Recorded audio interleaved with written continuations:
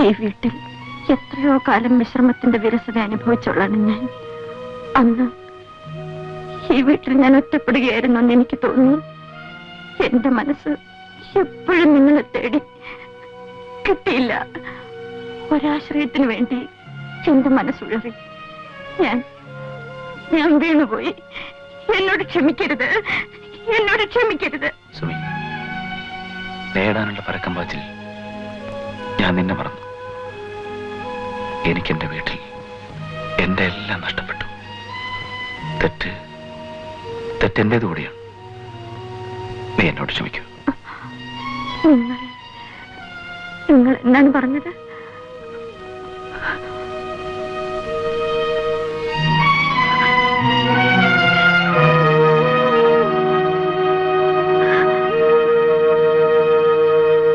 രാജൻ, ഞാൻ അവളുടെ അച്ഛനാണ്. എനിക്ക് പോലും അത് ക്ഷമിക്കാൻ കഴിയുന്നില്ല. ഇതൊക്കെ സഹിക്കുന്ന നിങ്ങൾ ഒരു വലിയ മനുഷ്യനാണ്. അവളെ കുറ്റപ്പെടുത്താനും വിധിക്കാനും ഞാൻ ആരുമല്ല. ഞാൻ അവൾക്ക് വേണ്ടി വലിയൊരു വീട് പണിതു. അവളെ അതിനകത്ത് തനിച്ചാക്കി. എന്നിട്ട് അങ്ങോട്ട് വല്ലപ്പോഴും കയറി ചെല്ലുന്ന ഒരു വിരുന്നുകാരൻ മാത്രമായി ഞാൻ. അതല്ല ഞാൻ ആകേണ്ടിയിരുന്നത്. ഞാൻ അവളുടെ ഭർത്താവാകേണ്ടിയിരുന്നു. എന്റെ സ്നേഹവും വാത്സല്യവും കിട്ടാതായതുകൊണ്ടാണ് അവൾ ഇങ്ങനെ ആയത്. രവി, നീ അങ്ങോട്ടാ? ഞാൻ പോവുക ചേച്ചി. തമാശകള വന്നു വല്ലതും തിന്നാൻ നോക്ക്. നീ രാവിലെ ഒന്നും കഴിച്ചില്ലല്ലോ.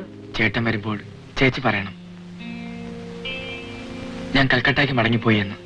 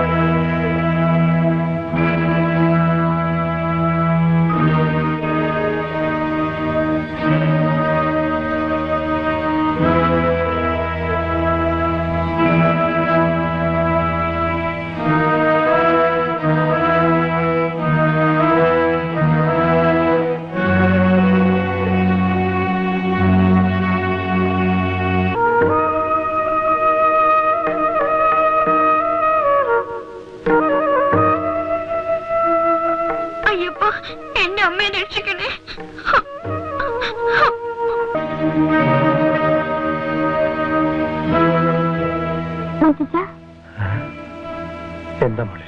എനിക്ക് അമ്മയെ കാണണം. ശരി മോളെ, നമുക്ക് പോകാം.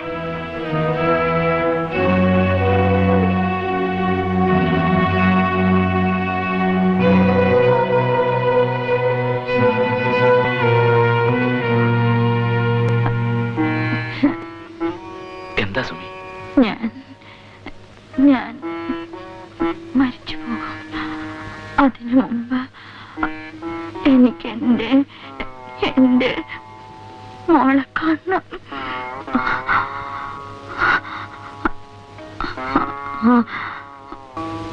എങ്ങനെയുണ്ട് രാജൻ? മോളെ കാണണമെന്ന് പറഞ്ഞു. സുമി, സുമി, സുമി, നമ്മുടെ മോള്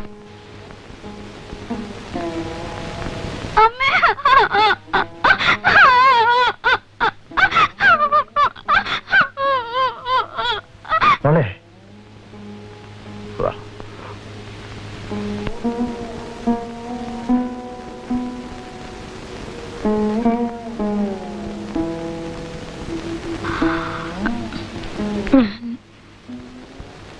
ജീവിക്കണമെന്നാണ് ആഗ്രഹം. എനിക്കറിയാം.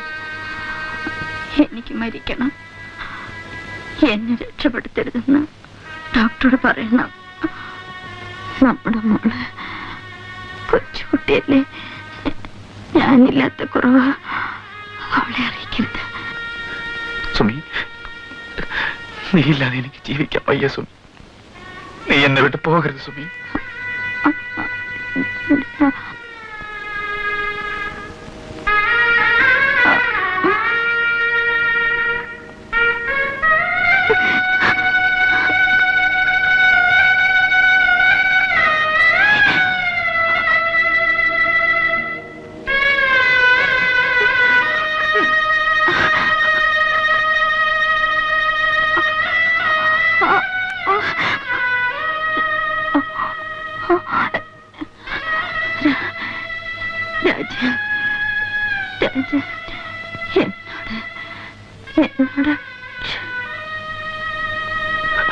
സുമി സുമി സുമി സുമി